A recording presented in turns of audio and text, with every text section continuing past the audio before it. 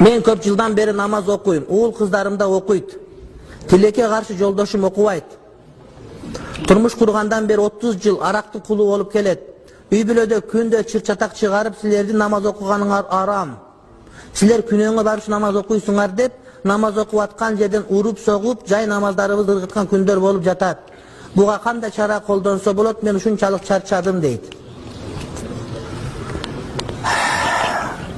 30 жыл болсо, 20 үйлөн сейлүүгө чыккан болсо азыр да калыптыр. Чыдап койсоңуз өлүп калат жакында.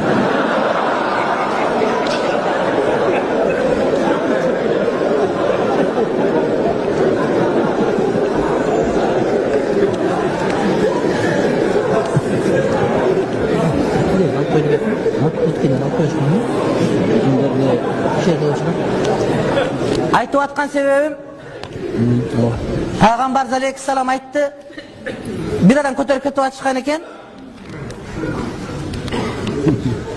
Мустарихун ау мустараху минху деп айтты. Мунун мааниси кандай? Бул эс алып калды, же эс алып калышты деди. Жакшы адам өлсө эс алат экен. Бейишке барат да. Жаман адам өлсө калгандарды эс алдырат экен.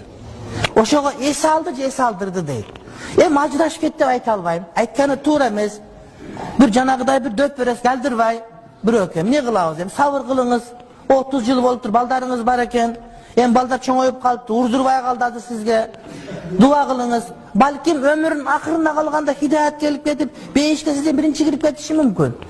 Şu vakta ümit, jamanda ümit üzleştir jamandan.